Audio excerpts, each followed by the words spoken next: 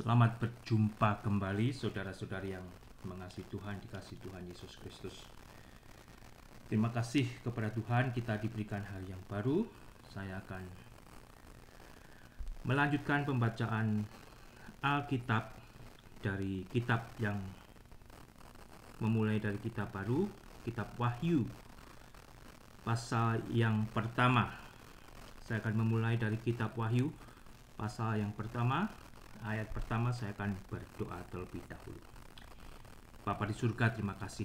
Engkau baik, sungguh amat baik bagi hamba dan setiap anak-anak-Mu. Ajar kami mengucap syukur untuk kebaikan-Mu, untuk hari yang Tuhan berikan kepada kami, untuk kehidupan ini. Engkau memiliki kami.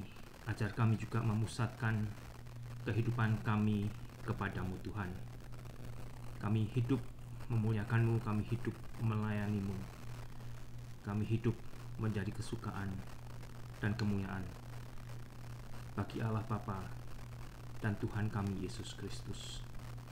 Dan biarlah setiap manusia juga yang belum mau mengalami kebaikan-Mu, biarlah mereka juga boleh menyadari di dalam Tuhan Yesus Allah mengasihi manusia, Allah mau menyelamatkan manusia, agar manusia diselamatkan, tidak binasa di dalam Yesus Kristus. Berikan berkat surgawi-Mu Bapa ketika kami juga boleh merindukan firman-Mu. Ampuni untuk segala dosa-dosa kami. Terpujilah nama-Mu Tuhan Yesus. Amin.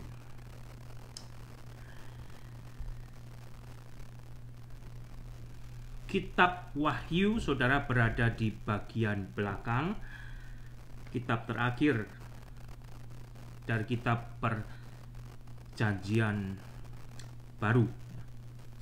Tidak semua orang Kristen, tidak semua pendeta Kristen telah mengajarkan, telah mengkhotbahkan kitab Wahyu dari awal hingga akhirnya.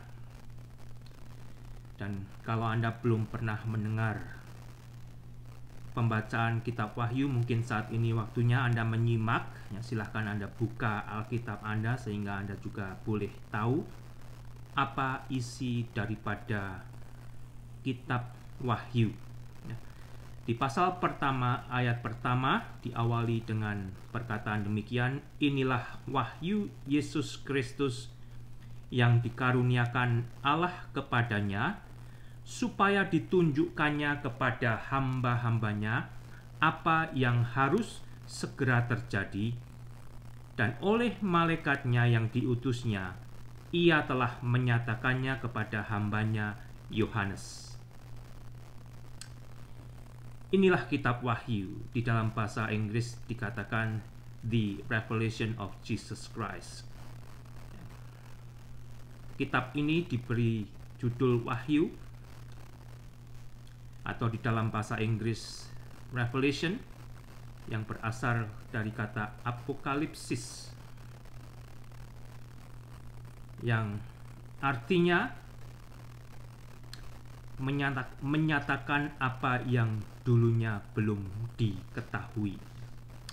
Dan di dalam kitab Wahyu ini, saudara, apa yang dulunya masih tertutup bagi manusia, apa yang dulunya belum diketahui oleh manusia, melalui kitab Wahyu ini oleh Allah dibukakan kepada manusia, diberitahukan kepada manusia. Jadi kitab Wahyu ini bukan kitab yang tertutup, kebalik ya. Kalau ada orang Kristen yang mengatakan kitab Wahyu ini kitab yang tertutup, yang tidak boleh dibaca oleh orang Kristen, oleh siapapun, itu justru terbalik, itu salah. Tetapi sebaliknya, apokalipsis adalah membukakan apa yang dulunya masih tertutup, belum diketahui, dan akhirnya boleh diketahui oleh manusia. Bagaikan di adat lama ketika pernikahan itu adalah hasil perjodohan dari orang tua, ya, jadi calon pengantin lelaki dan pengantin perempuan itu belum ketemu, dan nanti di hari pernikahan itu baru ketemu, dan waktu ketemu juga pengantin wanita masih memakai cadar. Jadi pengantin pria itu dak dikduk, mukanya itu seperti apa. Tetapi begitu cadar itu dibuka, barulah dia tahu. Itu hanya sebagai contoh, saudara. Isi daripada kitab Wahyu ini adalah membukakan apa yang dulunya belum diketahui oleh manusia, yang masih tertutup bagi manusia, tetapi sekarang terbuka untuk diketahui manusia. Dan intinya adalah tentang Yesus Kristus. Atau dengan contoh lain, saudara, yang dulunya masih tertutup, tidak diketahui seperti ini, ya, Anda tidak tahu kan isinya di dalamnya apa, tetapi dengan apokalipsis, ada kedabra gitu istilahnya, saudara, ya, jadi terbuka. Nah, isinya Anda jadi tahu. Ya, inilah, saudara, Anda membaca kitab Wahyu dan Anda akan dibukakan untuk mengetahui apa yang akan terjadi di dalam sejarah kehidupan manusia, yang tentunya yang mereka sudah lewati sampai saat ini, dan yang akan sampai di masa kemudian, ya. Di situ setidak-tidaknya kalau Anda baca di bagian akhir dari kitab Wahyu, di pasal 20, Anda akan bisa mendapatkan penghukuman, tentang penghukuman terakhir, di mana malaikat Allah yang memberontak akan dihukum, yaitu setan atau iblis dan para pengikutnya. Juga mereka, ya, manusia-manusia yang lebih mentaati bapa segala dusta, akan dihukum bersama-sama dengan iblis. Kemudian ayat 21, Anda akan membaca di bagian saat-saat terakhir, akan adanya langit yang baru dan bumi dan baru, dan diakhiri di ayat 22, saudara. Semoga Anda diberikan kerinduan untuk juga merindukan, mengerti apa yang Tuhan mau nyatakan melalui kitab Wahyu ini. Inilah wahyu Yesus Kristus yang dikaruniakan Allah kepadanya, supaya ditunjukkannya kepada hamba-hambanya apa yang harus segera terjadi, dan oleh malaikatnya yang diutusnya ia telah menyatakannya kepada hambanya Yohanes. Kitab Wahyu ini intinya adalah berisi tentang Yesus Kristus. Anda akan bisa mendapatkan topik yang lain dari kitab Wahyu ini, tetapi tetap tema besarnya, inti besarnya adalah Yesus Kristus. Kalau Anda keluar dari situ, Anda berarti sudah melenceng dari maksud isi kitab Wahyu ini sendiri, ya. Diberikan Allah kepada Yesus Kristus, dan melalui malaikatnya diberikan kepada hamba Kristus yang bernama Yohanes. Kitab Wahyu ini ditulis oleh Yohanes, murid yang dikasihi oleh Yesus, yang juga menulis Injil Yohanes, kitab surat Yohanes, dan kitab Wahyu ini juga ditulis oleh Yohanes, saudara. Di ayat kedua dituliskan demikian, Yohanes telah bersaksi tentang firman Allah dan tentang kesaksian yang diberikan oleh Yesus Kristus, yaitu segala sesuatu yang telah dilihatnya. Yohanes telah menjadi saksi mata ketika dia ada bersama-sama dengan Yesus, menjadi murid Yesus. Dan di ayat ketiga, saudara perhatikan baik-baik, ya, simaklah Alkitab Anda. Berbahagialah ia yang membacakan dan mereka yang mendengarkan kata-kata nubuat ini, yang menuruti apa yang ada tertulis di dalamnya, sebab waktunya sudah dekat. Berbahagialah, diberkatilah orang yang membacakan dan mereka yang mendengarkan kata-kata nubuat ini, dan yang menuruti apa yang ada tertulis di dalamnya, sebab waktunya sudah dekat. Di awal dari pembukaan kitab Wahyu ini berisi berkat.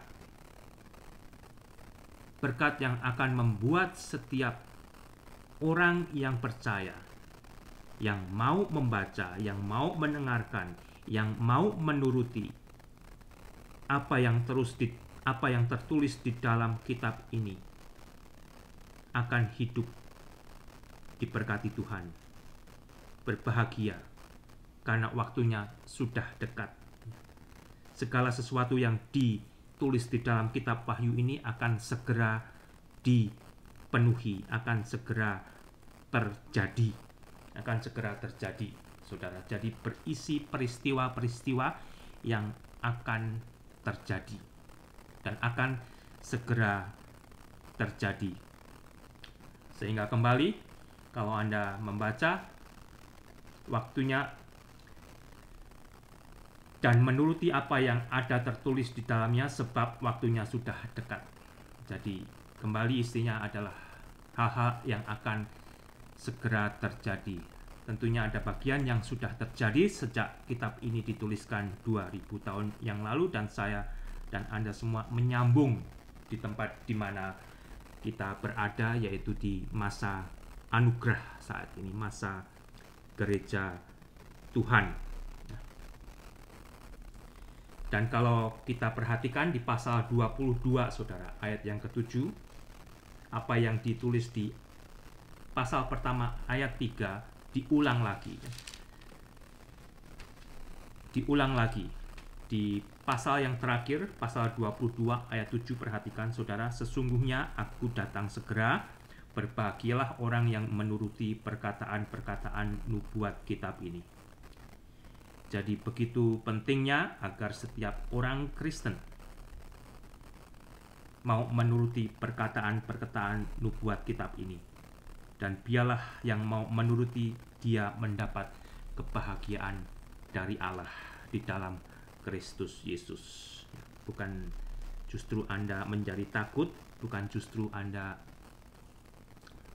menjadi bingung, tetapi apa yang dituliskan ini seharusnya membuat Anda menjadi berbahagia, menjadi manusia Kristen yang diberkati oleh Tuhan. Ayat yang keempat, saudara, dari Yohanes kepada ketujuh jemaat yang di Asia Kecil, kasih karunia dan damai sejahtera menyertai kamu dari Dia yang ada dan yang sudah ada dan yang akan datang, dan dari ketujuh roh yang ada di hadapan tahtanya, dan dari Yesus Kristus saksi yang setia, yang pertama bangkit dari antara orang mati dan yang berkuasa atas raja-raja bumi ini. Bagi Dia yang mengasihi kita, yang telah melepaskan kita dari dosa kita oleh darah-Nya.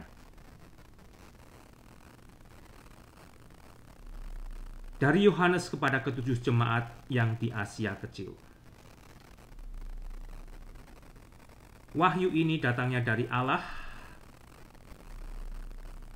kepada Yesus Kristus dan disampaikan melalui malaikatnya kepada hamba Kristus yang bernama Yohanes. Dan oleh Yohanes, kitab ini ditujukan kepada ketujuh jemaat yang di Asia Kecil. Anda akan bertemu dengan banyak kata tujuh di dalam kitab Wahyu ini yang berbicara tentang kelengkapan. Seperti dalam seminggu ada 7 hari. Satu minggu lengkap ada 7 hari. Not itu do re mi itu lengkapnya juga ada 7 not. Semoga Anda mengerti yang saya maksudkan. Dan 7 jemaat yang di Asia Kecil ini adalah representasi dari semua jemaat Tuhan. Meskipun surat ini ditujukan hanya kepada ketujuh jemaat yang ada di Asia Kecil saat itu, tetapi ketujuh jemaat itu menjadi wakil daripada gereja-gereja Tuhan yang ada sampai saat ini. Surat ini ditujukan untuk gereja di mana saya berada, gereja di mana saudara berada, bahkan secara pribadi juga bagi Anda. Asia Kecil di sini tentunya bukan Asia seperti kebanyakan sepengetahuan kita seperti Indonesia, Malaysia, Jepang, dan sebagainya, tetapi berada di wilayah Roma saat itu atau saat ini di daerah Turki. Jadi bukan Asia di mana kita berasal. Kasih karunia dan damai sejahtera menyertai kamu dan dari Dia yang ada dan yang sudah ada dan yang akan datang dan dari ketujuh roh yang ada di hadapan tahtanya. Gereja Tuhan, jemaat Tuhan, bahkan setiap pribadi Kristen yang menjadi bagian daripada jemaat Tuhan, gereja Tuhan, kita telah menerima kasih karunia Allah di dalam Kristus Yesus, sehingga kita juga sudah diberi damai sejahtera Allah melalui Kristus Yesus. Ketika saya setiap kali membaca bagian Alkitab yang berbunyi seperti ini, saya diingatkan, saya sebagai orang Kristen, saya telah diberi kasih karunia Allah yang membuat saya juga menerima damai sejahtera Allah. Dan itu semua saya terima di dalam anugerah Kristus Yesus. Itu juga Anda, saudara. Kalau Anda orang Kristen saat ini, Anda hidup di dalam kasih karunia Allah dan damai sejahtera Allah di dalam Kristus Yesus. Sehingga di waktu saya tergoncang, di waktu Anda tergoncang, kita kehilangan arah, kita boleh diingatkan dan kita bisa memposisikan kembali posisi kita sebagai orang-orang yang sudah dimiliki oleh Allah di dalam Kristus Yesus. Jadi kita bukan hidup melalui diri kita sendiri, tetapi kita mengundang Kristus untuk hidup di dalam diri kita. Sehingga dari situ kita kembali diarahkan, kita kembali dibawa kepada posisi yang benar, agar kasih karunia dan damai sejahtera Allah kembali menjadi penuh di dalam diri kita masing-masing. Terutama juga mungkin saat ini ada cukup banyak orang Kristen yang tergoncang imannya, yang bingung karena kondisi COVID yang masih berkepanjangan, sehingga damai sejahtera mereka tergoncang, bahkan damai sejahtera mereka hilang. Biarlah Anda juga bisa dipakai oleh Tuhan untuk kembali mengingatkan, menyampaikan berita baik jikalau mereka ada di dalam pemeliharaan Tuhan, sehingga mereka boleh kembali menemukan dirinya di dalam anugerah Yesus Kristus. Dan kembali, biarlah kasih karunia Allah itu menjadi penuh dan damai sejahtera Allah juga memenuhi saudara kita yang tergoncang imannya, saudara. Setiap jemaat Tuhan, setiap gereja Tuhan sudah menerima kasih karunia Allah dan damai sejahtera Allah di dalam Kristus Yesus. Dan setiap gereja Tuhan, setiap jemaat Tuhan, demikian juga ketujuh jemaat yang saat itu berada di Asia Kecil. Mereka adalah jemaat Tuhan yang terdiri dari pribadi-pribadi yang sudah mengalami kehidupan baru, yang terdiri dari pribadi-pribadi Kristen yang mana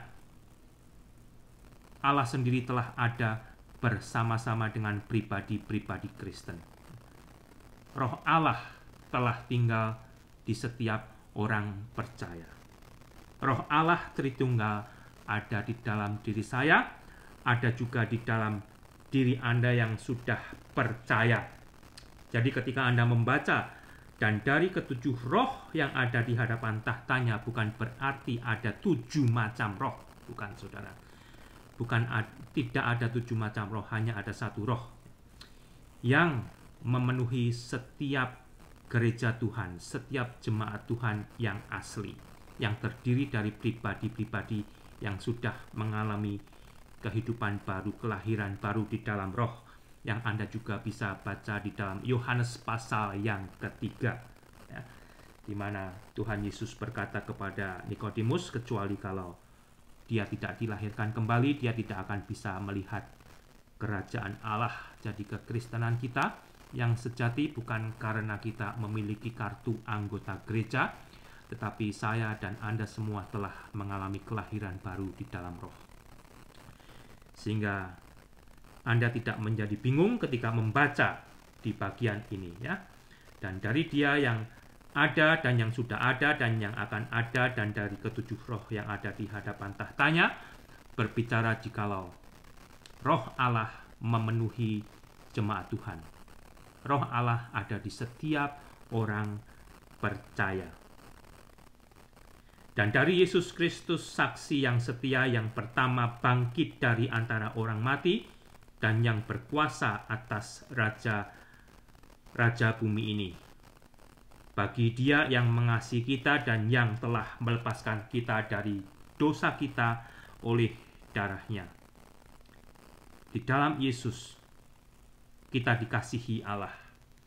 Di dalam Yesus kita dilepaskan dosanya oleh pengampunan darah Yesus. Puji Tuhan kalau Anda yang menyimak saya saat ini adalah pribadi-pribadi yang sudah mau diampuni oleh Tuhan di dalam penebusan Yesus Kristus. Karena hanya satu, saudara, hanya satu bagi manusia yang akan mengganjal manusia tersebut, entah itu siapa, saudara, untuk bisa masuk surga, yaitu jikalau ia menolak untuk diampuni Allah di dalam penebusan Yesus Kristus. Darah yang sudah Kristus curahkan, disitulah manusia bisa diampuni Allah karena dosanya, dan di dalam darah Yesus itu manusia tersebut didamaikan oleh Allah melalui apa yang Yesus sudah perbuat di atas kayu salib 2000 tahun yang lalu. Dan Yesus adalah saksi yang setia. Dia setia menyaksikan apa yang Allah telah janjikan kepada manusia.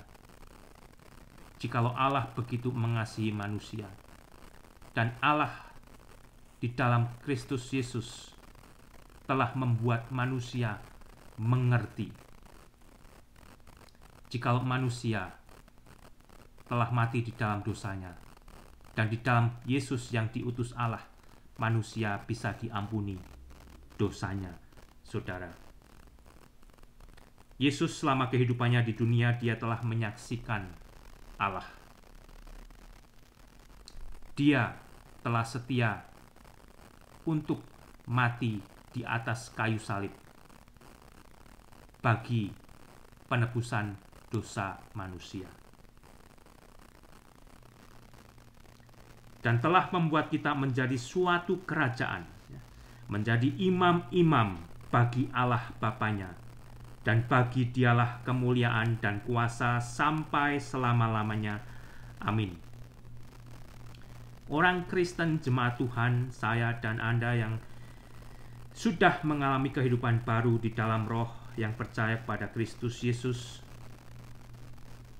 kita telah dibuat Allah di dalam Kristus menjadi suatu kerajaan, menjadi imam-imam bagi Allah Bapa kita, yang membawa berita Injil, yang membawa berita damai bagi manusia-manusia, terutama bagi mereka yang belum menerima pendamaian Allah di dalam Kristus Yesus. Kita diberi panggilan untuk menjadi imam-imam, untuk menjadi pengantara-pengantara yang membawa berita Injil Kristus Yesus, agar manusia boleh percaya dan diberi kehidupan kekal di dalam penebusan Kristus Yesus. Jadi saudara, Anda sebagai orang Kristen, Anda tidak bebas hidup sebagaimana Anda maui. Anda hidup tidak lagi menuruti keinginan Anda. Anda hidup dimiliki oleh Allah di dalam Kristus Yesus. Dan Anda telah dipanggil menjadi imam-imam yang bekerja bagi Kristus Yesus. Kalau Anda belum pernah mendengar itu, biarlah saat ini Anda mendengar, dan Anda juga akan membereskan diri Anda sehingga Anda boleh dikuduskan Allah dengan belajar dari firman Allah dan mau dirubah oleh pekerjaan Roh Kudus, sehingga kehidupan Anda boleh menjadi imam-imam bagi Allah yang membawa kemuliaan Allah untuk membawa Injil Kristus di dalam hidup Anda, terutama bagi manusia yang belum diselamatkan di dalam penebusan Kristus Yesus, saudara.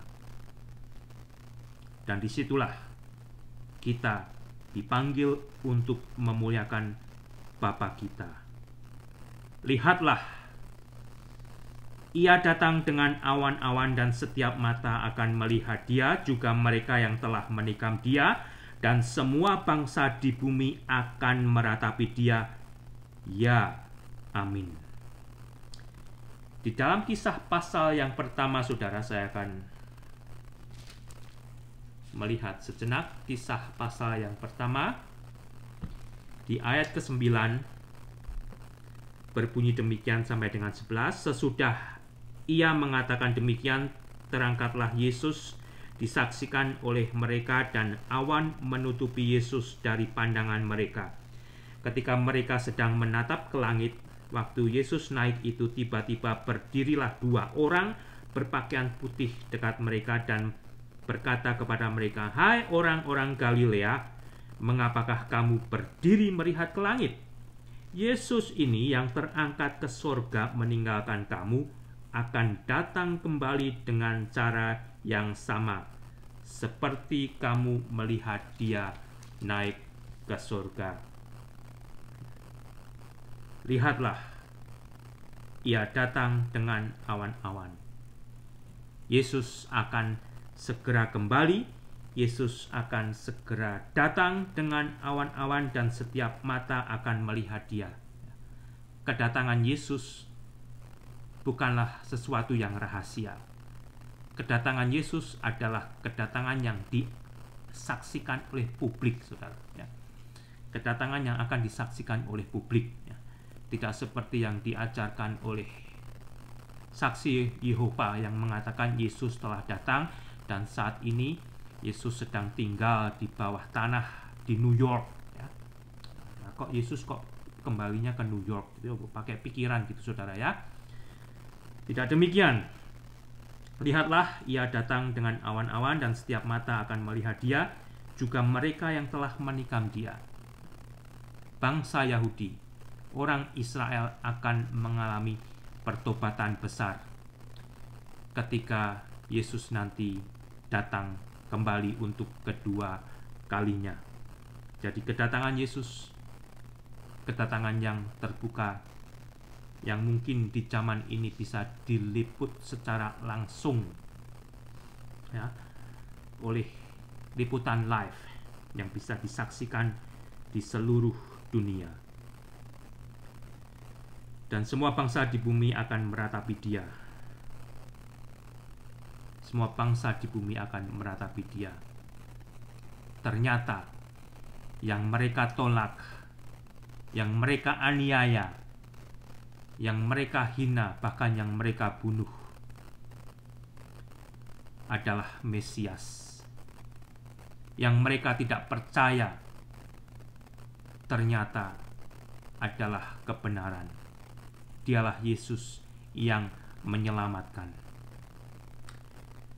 Saudara, kalau Anda saat ini mendengarkan saya dan Anda masih menolak untuk diselamatkan oleh Allah di dalam Yesus Kristus yang diutus Allah. Jangan keraskan hati Anda, karena apa yang dinubuatkan oleh Alkitab, khususnya apa yang dinubuatkan oleh Allah melalui kitab Wahyu ini akan segera dipenuhi.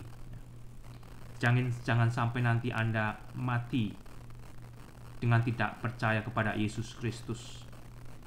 Karena dengan demikian, seperti yang sudah sedikit saya ungkap di awal tadi, Anda akan dibuang bersama-sama dengan iblis, bapa segala dusta yang diikuti oleh setiap manusia yang mati tidak mau percaya kepada Allah untuk percaya kepada Yesus Kristus sebagai penebusan bagi dosa manusia tersebut. Jangan sampai Anda meratapi demikian, saudara, tetapi terimalah anugerah Allah di dalam Yesus Kristus yang menyelamatkan. Ayat yang ke-8, Aku adalah Alfa dan Omega, firman Tuhan Allah, yang ada, yang sudah ada, dan yang akan datang, yang Maha Kuasa. Dialah Yesus. Yesus adalah Alfa dan Omega, firman yang menjelma menjadi manusia, yang sudah ada, yang akan datang, yang Maha Kuasa. Yesus adalah the Almighty. Itu juga yang ditolak oleh saksi Yehova. Tetapi dengan membaca keseluruhan kitab Wahyu ini, Anda akan menjadi jelas. Oleh karena itu, jangan hanya menggunakan ayat-ayat yang ada di kitab Wahyu ini untuk dicomot sini sana, ya, untuk mendukung khotbah Anda, untuk mendukung pengajaran Anda yang tidak sesuai pada konteksnya, ya. Kitab Wahyu ini adalah satu teks, satu buku yang sudah jadi. Jangan justru Anda acak-acak jadi amburadul, saudara, tetapi dengan membaca dan belajar secara keseluruhan, Anda akan mengerti konteksnya dengan benar. Jikalau Yesus adalah the Almighty. Tuhan Yesus memberkati. Biarlah Anda juga boleh dipakai oleh Tuhan untuk menjadi berkat kemuliaan Tuhan. Amin.